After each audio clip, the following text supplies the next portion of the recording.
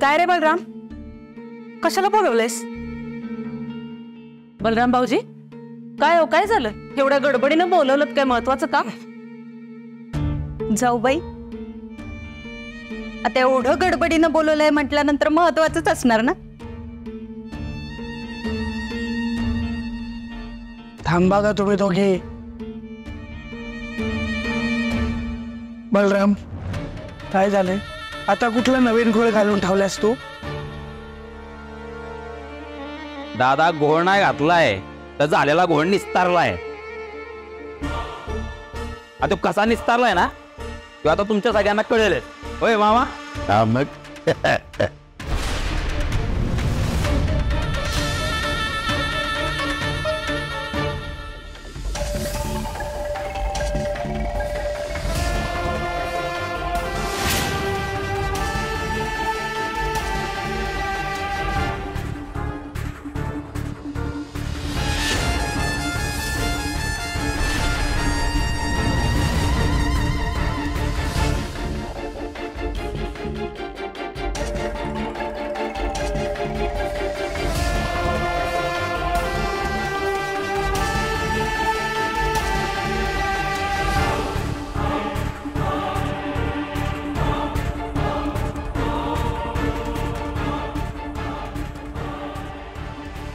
काय झालं कृष्ण, तुम्ही सगळे असे का जमलाय?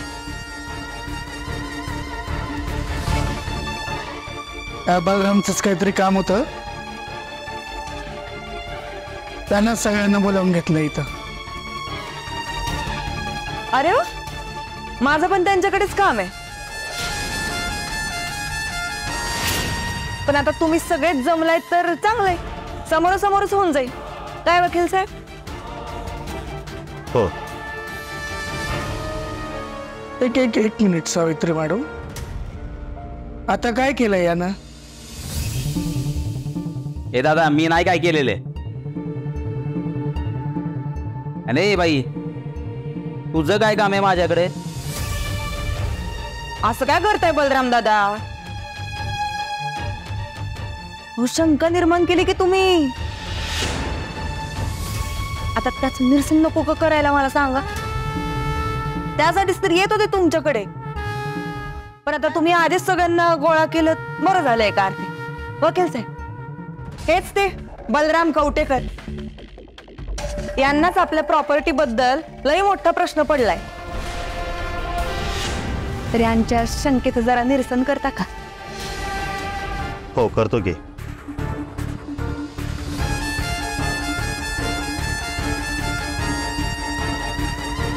नाही नाही नाही, मला कसली शंकाच नाही ना. शंकाच नाही तर मग निरसन कशाचं करणार आहे तुम्ही? आणि जरी काय मला प्रश्न पडला असतील, माझ्या काय शंका असतील, त्या मी माझ्या वकिलांना विचारून घेईन. यांना काय विचारू? हे तर माझ्या ओळखीचं पण नाही.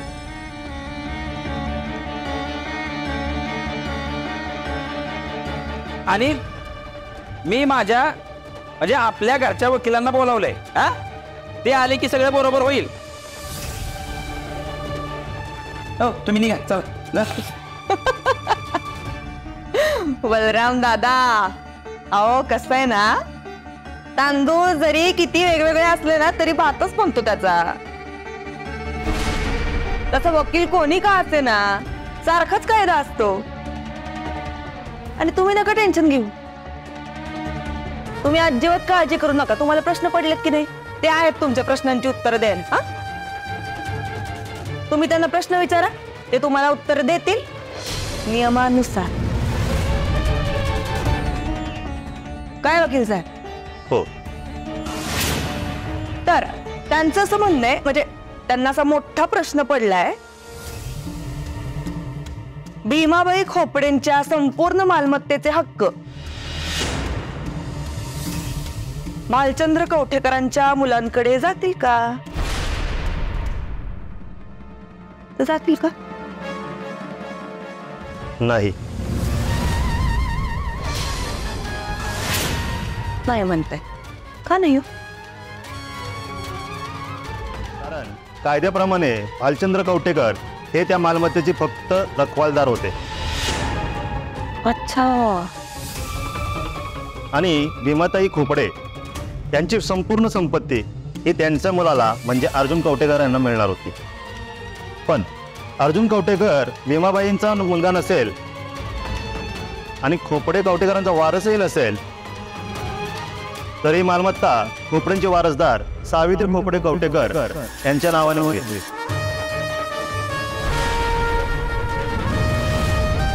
झालं. टांगापैकी घोडा फरार. बोंबलत कलम.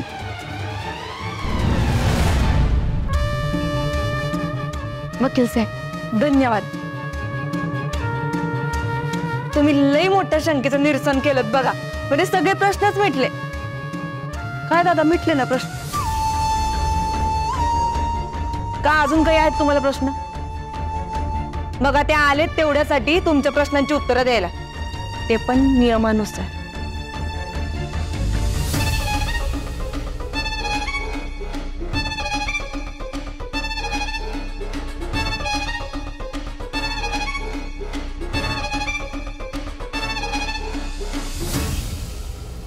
विचार. अहो बलराम दादा झालं वाटतं निरसन.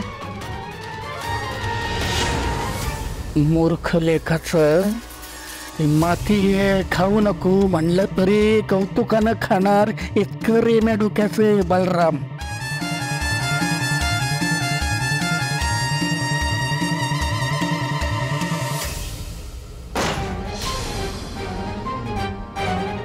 मूर्ख अर्धांड बेअक्कल. मी तुला ना नेहमी रेमे डोक्याचा म्हणतो ते काय चुकीचं नाही. वर्षातला एखाद्याला आकडा लागतो, तसा कुठला तरी फालतू प्लॅन सक्सेस झाला तर स्वतःला काय बादशाह समजायला लागला का तू? चुप चुप. तुम्हाला पहिलं आणि शेवटचं सांगतोय. ए नंदा, आता आम्ही काय केलंय? काय केलंय? तुला पण असला फालतूपणा सुचतो. DNA फेअरने taste. तुम्हाला मी आत्ताच वॉर्निंग देऊन ठेवतोय. हा असला हलगर्जीपणा मला अजिबात सहन होणार नाही. आधीच सांगतोय तुम्हाला. कळलं का? हो दादा, पण मला एक कळना झाले, ज्या वकिलाला आम्ही ठरवला होता तो वकील सोडून येऊ भलताच बाबा कसा काय टाकला तिथं? तेच सांगतोय ना मी बलराम. काय तुझ्या गुडघ्यात जो मेंदू आहे ना, तो अति विचार करायला लागला हे असंच होणार ना. सवय नाही ना तुझ्या मेंदूला अति विचार करायची. व्हायला ना त्या सावीनं तुझ्या आधी तिच्या ओळखीतला वकील बोलावला. तो सगळा सांगून गेला आणि तुझा वकील येतोच आहे अजून. मला एक सांग, तू आपल्या वकिलाला इथं घेऊन येणार, मॅनेज करणार, तो आपल्याला हवं तेच इकडं सगळं बोलणार, हे सगळं त्या सावीला कळलं कसं? कुठून कळलं? हे बोल ना, कुठून कळलं तिला? का तूच पोचकलास कुठं? दादा मी कशाला पोचकू? मग कोण बोललं? मला काही खूळ लागलं का मला सांग. नाही ती गोष्ट कुठं पण बोलायला. मग कोण बोललं? मला पण त्याचाच प्रश्न पडलाय ना. नंदा काय आम्ही कशाला बोलू? अहो यो प्लॅन मी माहित नव्हता आवाजनी. इथं कोण कुठं काय कवा करतय काही कळणं झाले. इथं तुम्हाला कळतंय का आपल्या आपल्यातच ताळमेळ नाही आहे. आईला मग कसं कळलं?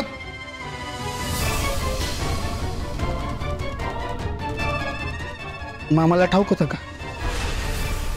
मामाला माहित होतं.